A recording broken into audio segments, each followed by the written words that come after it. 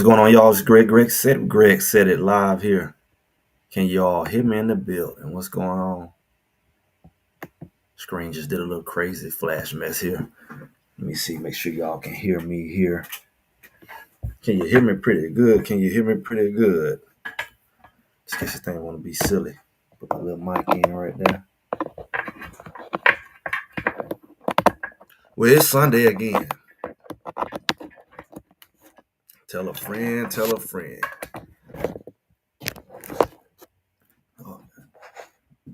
All right, y'all, what's going on? I see you in the chat. Got R Jizzle in there. What's going on, R Jizzle?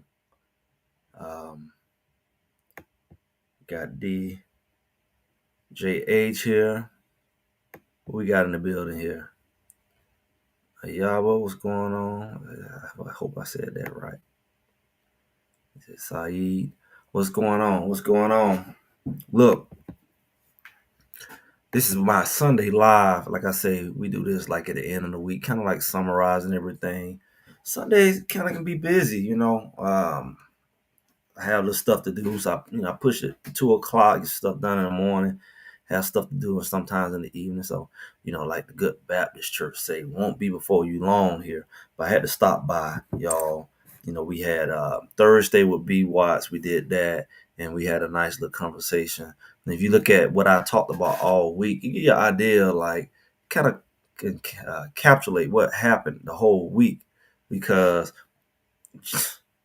we thought it was a Colorado thing, and maybe I kind of underestimated, because I felt like a lot of the hype, and it's a debate, where does the hype come from? Does it come from Coach Prime, or was it Shedeur and Travis and all that? Well, it's looking like Shedeur either was a lot of it, or I think he's a branch off the good old tree, and he's taking that what they call it, that stigma with him to the next level. So he got a little Prime in him or something, because you would think that he was bringing all the hype, but I think originally it was Prime and his storyline and his children. They don't just catch the hate, but they catch the hype and all. Now, I don't mean no disrespect. People say hype, like they trying to, like, I kind of cringe when I hear that, like, oh, it's a Shedeur hype, as if it's just hype and he's not good. But it's a lot of buzz. The media show eating it up, and they eating it up without Coach Prime. So that's a wonderful thing. Shout out to Saeed here. I see. Appreciate the super chat there. Appreciate it. And I think that when you really look at it, Shedeur has got the bug, man. He's got the juice. He's got the ability to create a lot of excitement. And I don't know. It's been good and bad for him, because his talent is not a fifth round talent. I hate people to say, "Oh, it's a fifth round," and we keep throwing that out there. That's just disrespectful to me. But I wanted to come to y'all today and give y'all proof, right? Because I'm about proof. Now, it may be a little different type of proof. It may not be the type of proof that you all would expect. I'm gonna give you Greg said it's proof on why Shedeur is should have been the first guy off the board. I'm gonna give you some common sense talking points, right? So this is why I feel Shedeur is proof that he should have been number one, because we got a lot of theory. Let's go back a little bit. The whole thing supposedly started with the New York Giants. No name yet, no nothing. This whole Shedeur, and when that bombed out, turned everybody off. All of a sudden, everybody hate him. He's this, he's arrogant, he's that. And I don't know how a whole organization let one man speak for them. That's how you know it's some nonsense. Because, like, who did he do it to? Did he do it to the owner? Did he do it to the head coach? It's like, this is some little scout, right? And since when does a scout have that much weight, over when you don't met with him multiple times, came and see him at practice, at games, private workouts, pro day. You don't been to all of it, so, but all of a sudden, he's this, he's that. He came in with this headphone. One guy saying all this, he ain't got the golden ass to come up and say who said it. But then they dropped the video with Dart. They ain't show Shedeur's to prove it. They dropped his, and then that's treating him like a kindergartner, hand feeding him the answers, hand feeding him hints and clues. He don't look halfway prepared. And then go figure, here it is just this week. I don't know about y'all, but I heard that Dart, what's his name, is not looking good up there. It's almost like they're gonna get what they deserve. Now I don't know how he's supposed to look good. I mean, at one point they were saying Russell Wilson was up there, Winston was up there. I think Winston may have moved on, but Russell's still up there. It's like if he ain't looking good, they got other people. But it was talking as if he was gonna be the guy over Russell Wilson. There wasn't no veteran talk with that. There wasn't no, oh, he got to wait his turn, prove himself, don't rush him. That I heard they've been trying to prepare him to get him in the game, but I hear he ain't looking good. This is the guy that y'all picked in the first round. This is the guy that y'all picked instead of Shedeur. This is the guy that y'all say basically is better than Shedeur. And you said Shedeur can pick up the playbook, but you spoon fed him the playbook, and then he looking like he don't know what he doing. They just get to be the sorry team they been. I mean, they don't did how many quarterbacks they don't done it to? All the only people we know that really did something decent was Eli. Not too much after Eli, not too much before.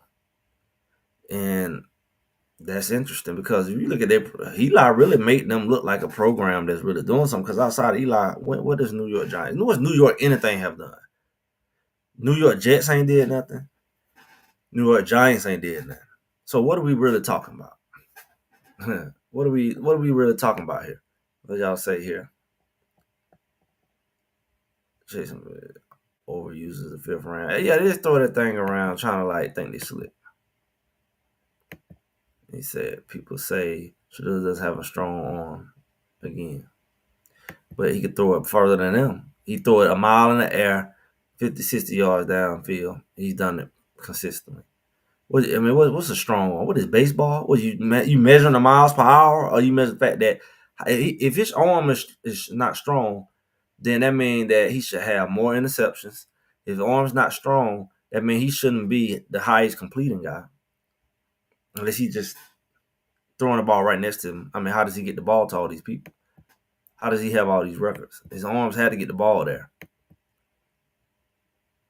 He's not throwing darts. Some.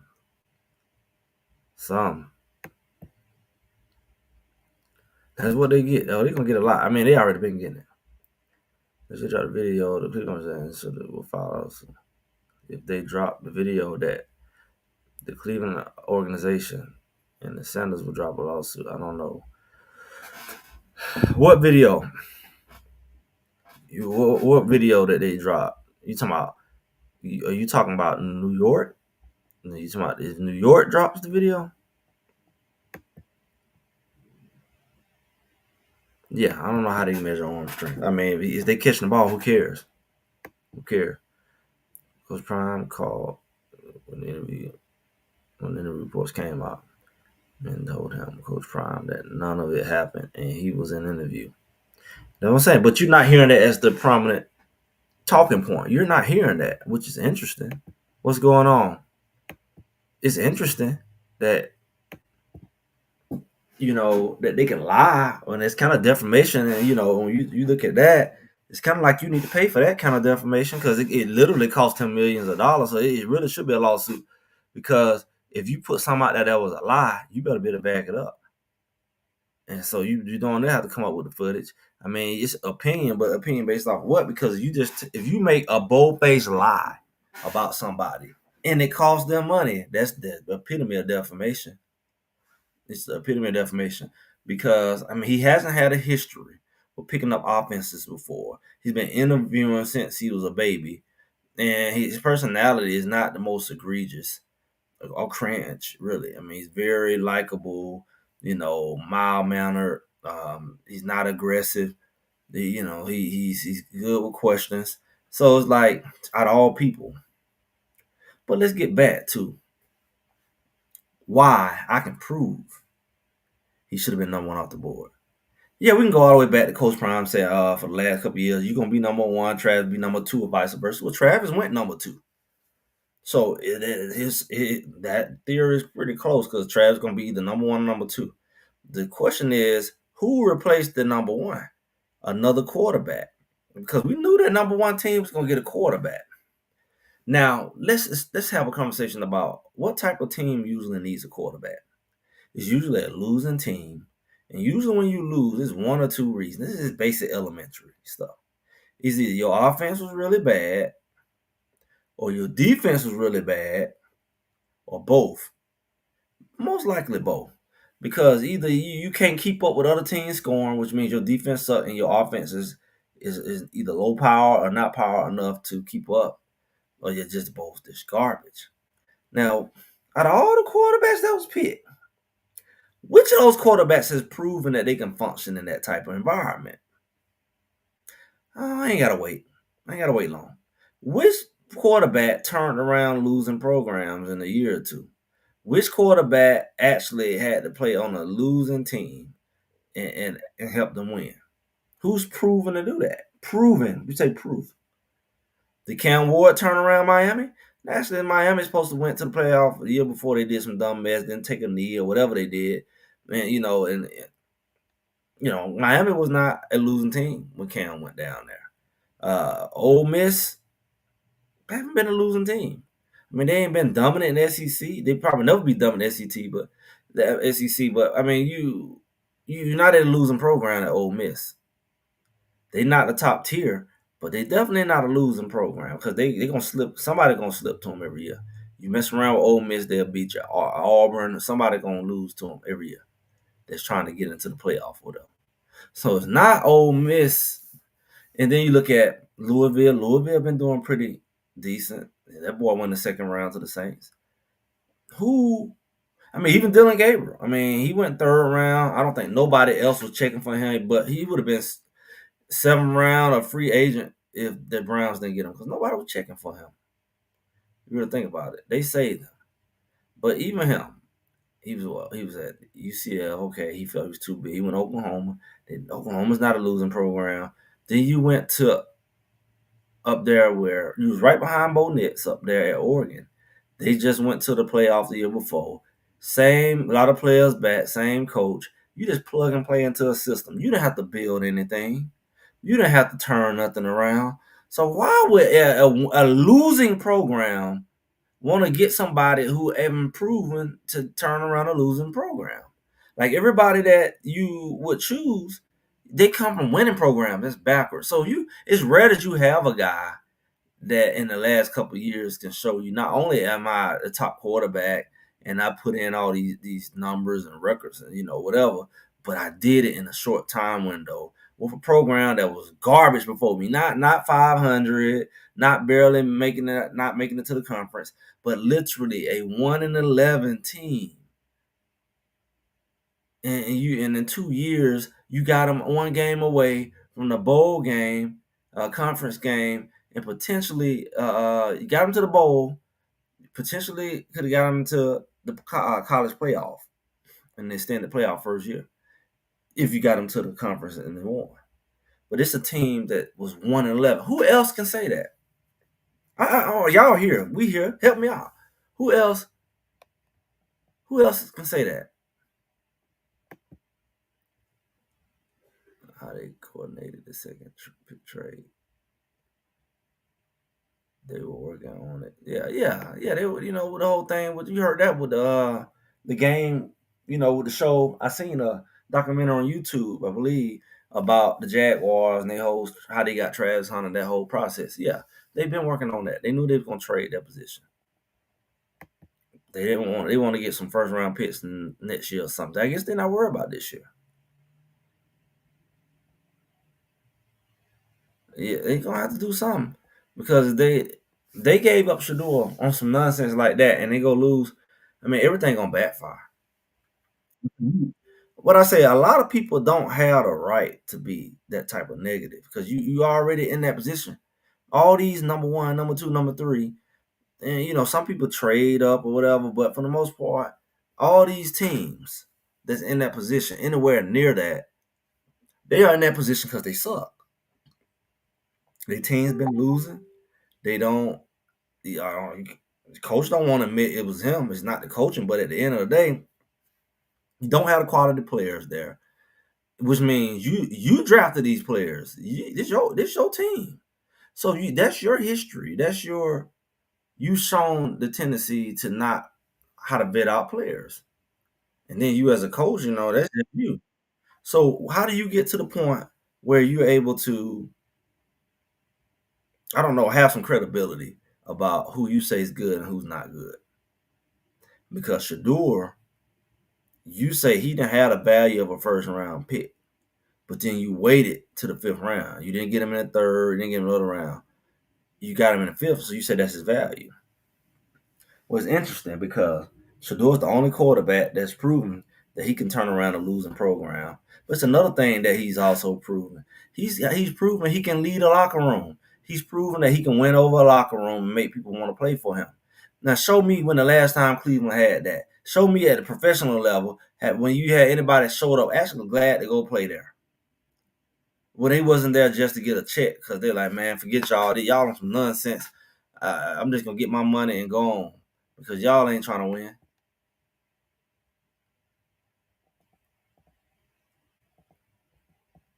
You know, you ain't trying to win. No doubt. There was a memo that went out. And they can claim that all day they didn't. He said the world, NFL is all about control. Yeah. But I mean you can be in control but not be stupid. What are you controlling? You can be in control and not be stupid. You're in control anyway, you're writing a check. But why would you write off money? Because again, he proven he can win. He proved he can win a locker room. And guess what else he's proven? He proved he can put butts in your seats.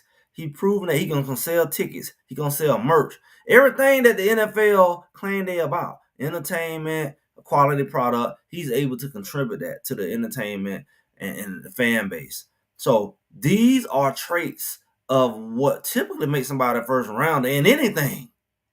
In any doggone thing you do, any sport. He gonna have to be able to put people in them seats. You ain't getting no LeBron and nobody want to go see him. It don't matter what sport you play. That guy who you picking first has to make your money back. Why would you give all that money to somebody if they not gonna put people in the seats? That's a bad investment. So you think about it. He's able to give you all three. That's rare. Because it's rare that in this day and time you have a top athlete who come from a losing program. Yeah, he came from Georgia. Why you think all these SEC quarterbacks suck in college? I mean, in the pros, they look all good. They surrounded by 105 stars. They don't been to the SEC championship, the conference championship 3-4 years in a row. They're in the college playoff every year. Some of them make it to the national championship. Some of them win it. And then you go off and you think you got something. You ain't got nothing. They proven they can function in a functional team. You finna go put them in a dysfunctional Cleveland, a dysfunctional Jets, a dysfunctional Giants. You ain't proven that. Cam Newton told y'all that. He said I had a hard time just playing with losers. Everybody can't lead losers. You can't relate to losers if you never been around them. All you ever been is at Alabama. All you ever been is at Georgia. All you ever been is at Ohio State, where every year y'all only lose 1 or 2 games. And you act like you got something. You ain't got yourself nothing.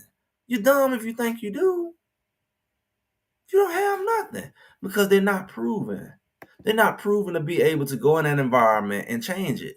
They're not proven to be able to relate to people who are in that losing environment.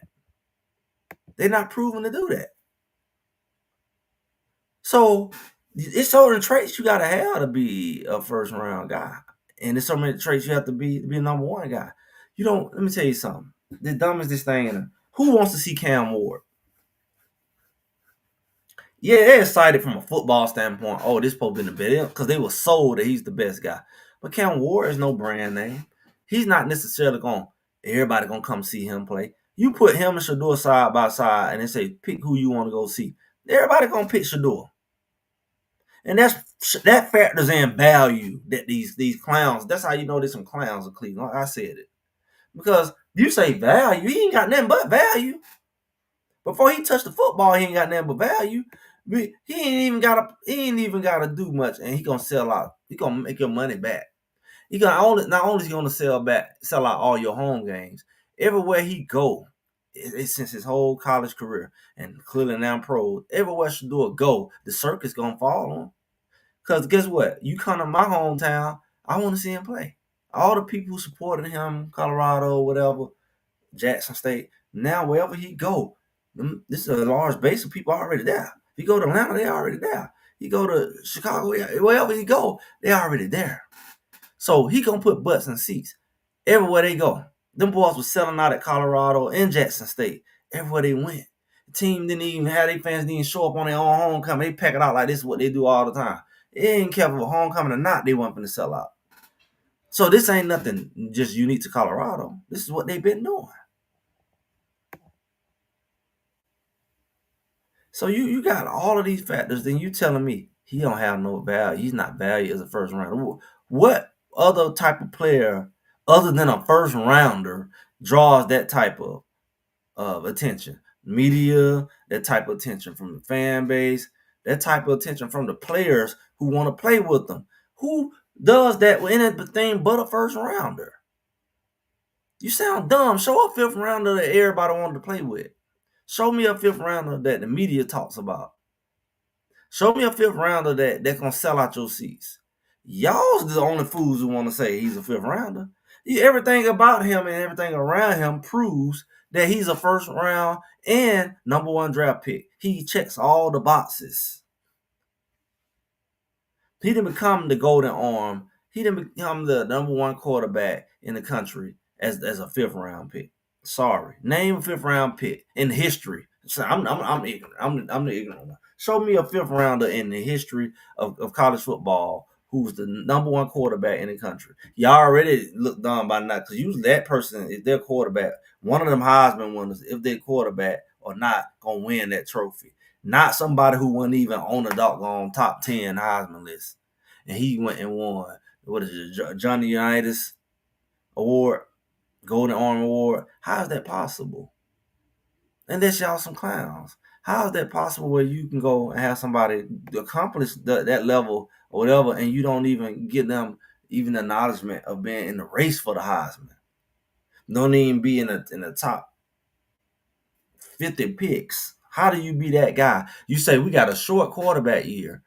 We really, that's the excuse because this is a bad quarterback year. Well, how does the number one quarterback not be the number one quarterback?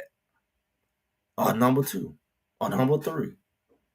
Or number four? How does he be the number one quarterback in college football, but you draft him the 144th pick? This is proof. Everybody talk all that. I ain't got to show you the numbers around. This is proof. That's proof.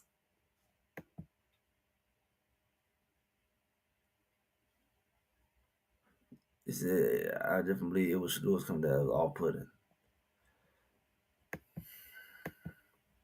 Yeah. Back to why I miss. I already been here. Yeah, I've been here where I was at. There you go. They're already getting the backsplash for Saquon. The season he had with the Eagles. Backlash for Saquon. Hey man, that would be silly. Yeah, people need to mind their business. Nobody can control somebody do their personal life since when? Eagles was going to get him at 145. And then they really would have been hurt. Because who ended up going to the Eagles? Which quarterback ended up going to the Eagles? Somebody ended up going to the Eagles. They would have been hurt. But, that would just put more pressure on Jalen because they like to put pressure on Jalen too. I think that's what they really wanted. They were surprised he was still there. That's what they say out their own mouth. They were surprised. I think it's going to be more than sorry teams that's going to get some backlash from not just all the teams. They better have he better have their quarterback situation right. They better have that situation right. I'm tired of the media building Shedeur, but he is taking over grace. I just watched Colorado. Yeah. People they fickle. They fickle. The media started talking about Dart just 2 weeks before the draft, right before the end of the draft. Because the fix was in. I already told y'all they didn't start talking about Cam Ward. I can't give you the exact time like that, but really about halfway through the season. Really, that's because he wasn't even supposed to be there. So then nobody was talking about him beginning of the season. He wasn't even supposed to be there. He supposed to came out last year, and he would have been in a worse situation than Shedeur. For somehow you go to be the number one pick. Show me the likelihood of that. 1 year you weren't even gonna be anywhere near the top. I don't care how many quarterbacks there. If you're the best quarterback the next year, because clearly he's not, because he didn't win to go to Arm Award, or nor did he win the Heisman.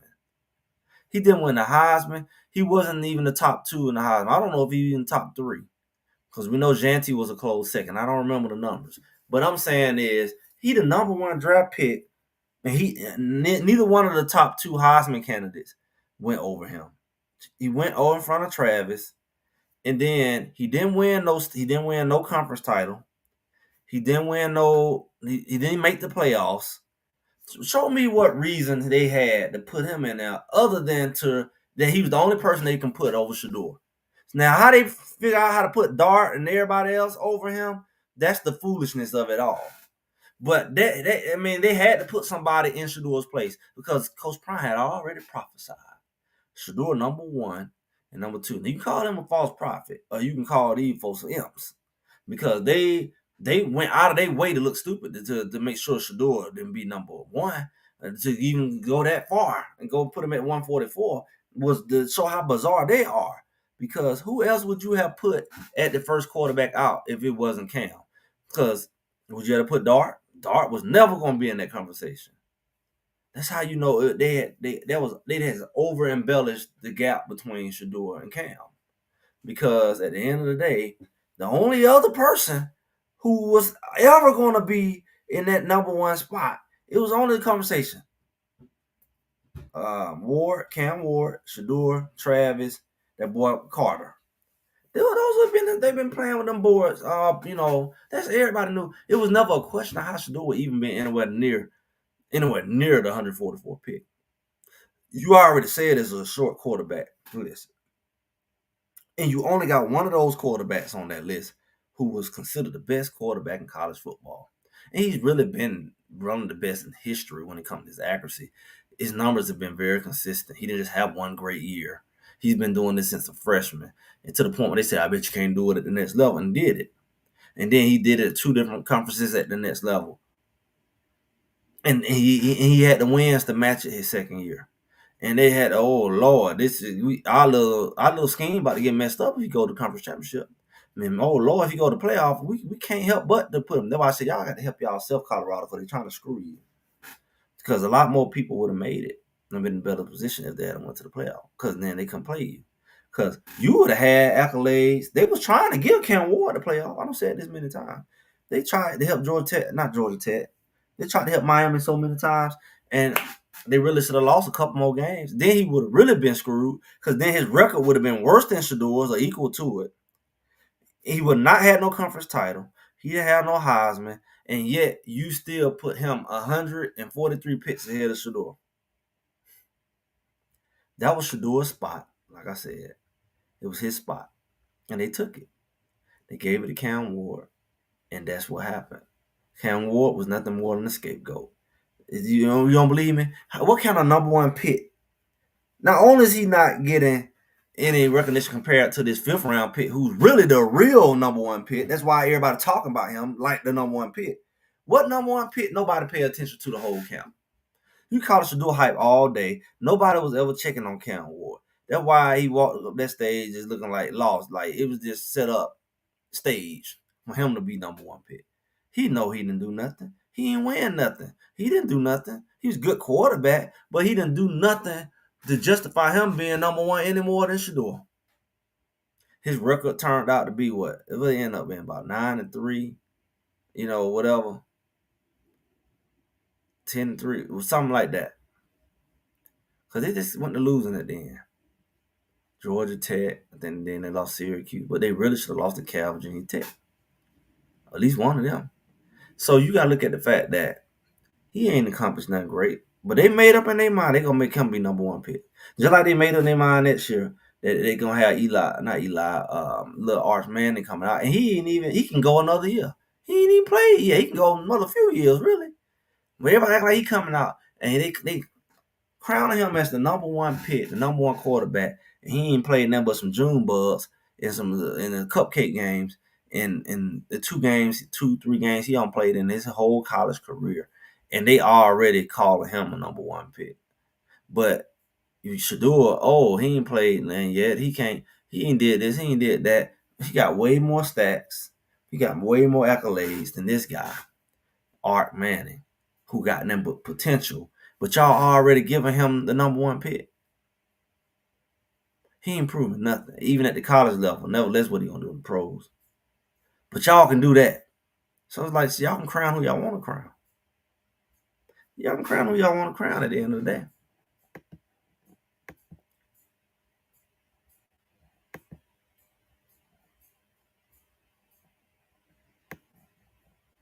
Think about that. Trading places. Change someone's life or prove a point. I don't know, man. They're in the bad spot. They're in the bad spot because you make the wrong decision and lose.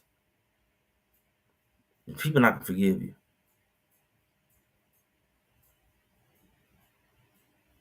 He said Hurts is lucky he can make pros or can't. Yeah, he's a more polished passer. He top pick. It would have been the perfect. Oh man, yeah, I don't know nobody want to play with it. I mean, you got a royalty, you got NFL royalty, you got Coach Prime. He played in NFL. That's how sick they are. It would have only benefited them. They're like they would have hurt them. Coach Prime is their product, their storyline. They would have got the media. They would have rolled it all the way down. But they got something else about them. They got something else going on that's blocking them. They had a 2 to 3 years gratis. They decided to trade and not take care of it. I'm like, what team plans to will change all of that was they had to plan. Yeah. Yeah. They didn't have to take no quarterback. They didn't have to take no quarterback because at the end of the day, if they did take a quarterback, they could have took a little practice squad quarterback in the 5th round instead of they took the 5th round quarterback. They took the wrong 5th round quarterback and they took 2 quarterbacks. They didn't need no 2 quarterbacks. That was the dumbest thing ever.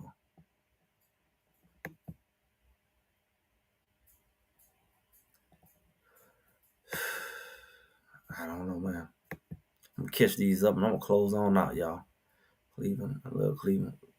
Leave my hometown alone, man. We don't care about no Cleveland, man.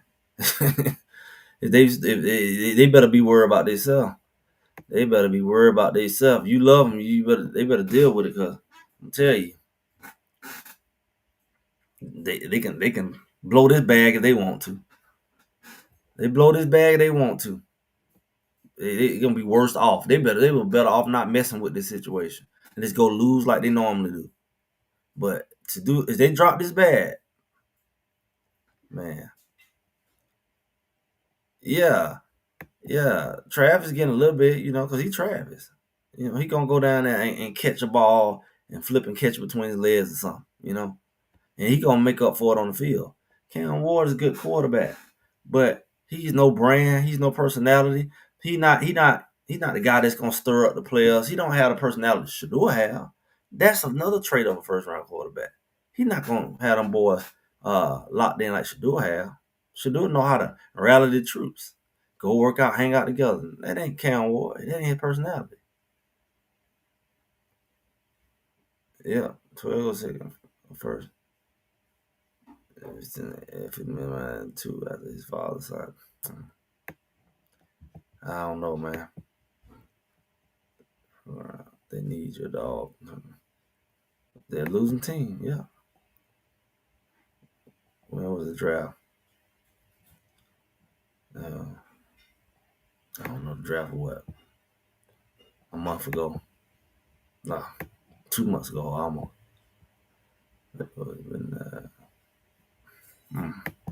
Y'all, I'm beyond words. I had to get this out because at some point it's old news.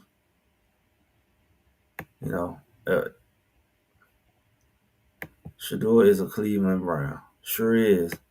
He's a Cleveland Brown. A whole nother conversation we having. Why they ain't playing him? Why they ain't letting him get the reps with the first team? Okay, we secretly doing. Why you doing it secretly? Why is nobody getting to see him with the first team? Treat him like you're a Cleveland Brown. Treat him like a value part of the team. Yeah, this dude that popped up out of nowhere. Bloop. After he skip the ball like he's skipping rocks at the what is it? The combine. You just skipping routes up there. One told can't really play another year. Yeah, but nobody might have to tell you to play another year if you was actually getting drafted.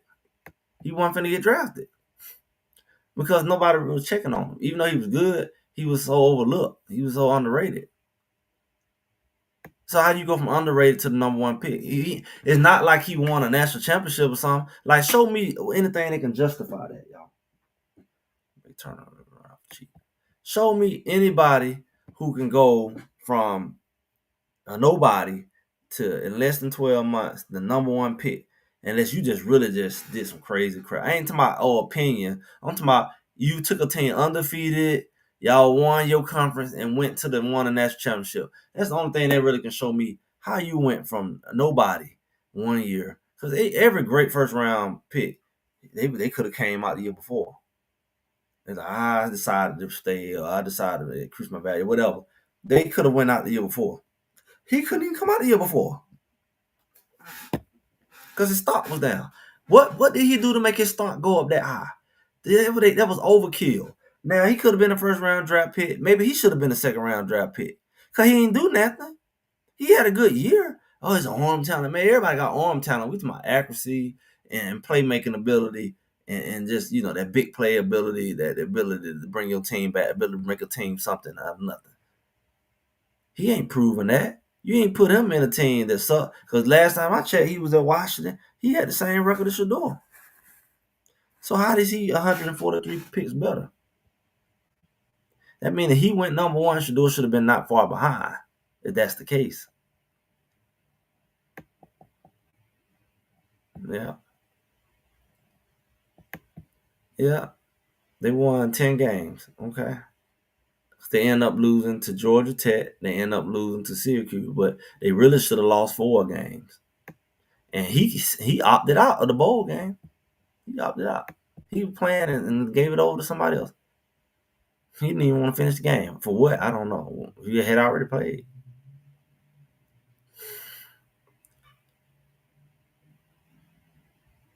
I don't know. Cam Ward, one thing about it, he was in competition mode. I don't know if he cared. Yeah, I mean, we know the first year, we know that they towed Colorado up with the referee. I know that. I talk about it all the time. Yeah, yeah, we talking about June bug, cupcakes, all that. Yeah, yeah, already. You hear me? Already. Damn, football world season player. Game recognized game. Y'all on it. South America, NFL say he worry about. Yeah, yeah. Like what you talking about? What you talking about? They showed you. They showed you. It was the worst 4-8. They remember they started off hot. Everybody had to put a little witchcraft some on and say, hey, we gotta shut this thing down. Cause you remember that 4-8 season, this Greg said it. I know I talked about the stats in a different kind of way. Out of the 8 games that they lost, only 2 of them was by more than a touchdown. Yeah. I mean, technically maybe 3. But everything that they lost in those games was by 3 points to 7 points. Most of those games that they lost that year. So that shows you just how close they were winning and just how much the ref may have had a hand in it because it was a penalty that made a difference. It was a extra possession that you get on because you said, he blew on the quarterback neck and he fell, and that's a personal foul. Roughing the passer, you land them hold our players, but then you call hold at the wrong time on a receiver, on the defensive lineman, something. You're gonna call something. You let them hold our line, they can't get no pressure. Why they can't get no pressure? They holding them. You saw all that type of stuff going on. So yeah, the referees. I remember some games that the only reason they got close, the only reason Arizona beat them that year because they called a major penalty. It's about pass interference. It wasn't no pass interference. When we got a pass interference, like against Kansas State, and they didn't call that pass interference. That boy Bobby Boucher, Shepard. He didn't fight back to the ball. The man ran through his chest to make sure he didn't catch that ball. I was at the game. He ran through his chest. And then the players, that game fell out every 5 seconds, act like they were hurt. They overdid it. They should have got penalties, but after a few times, they overly did it. Every time Colorado did something, they act like they were hurt. And none of them came out the game. But we had about 3 people get hurt in that game. Travis ended up getting hurt that game. Jimmy ended up getting hurt that game. And Jimmy missed most of the season. Travis missed a couple games. Amarion got his whole leg broke. And you tell me about witchcraft. That's some witchery. I don't care what you say. They faking hurt, but your players actually got hurt. And all the players you got hurt, not only did they not come back that game, but they didn't come back multiple games.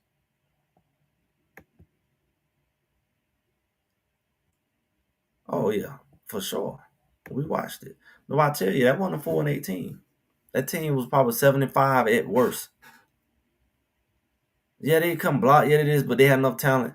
Xavier Weave Autumn was there, and that hurt him. That hurt his draft. Because how do you come out on team 4-8 and get drafted?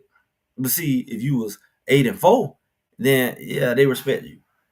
So that all affect your draft. Nobody wants to draft somebody on a losing team because they say you was a real impact player while your team lose. They ain't gonna talk about the fact that out of 8 games you lost, 5 of them you only lost by a field goal or a touchdown.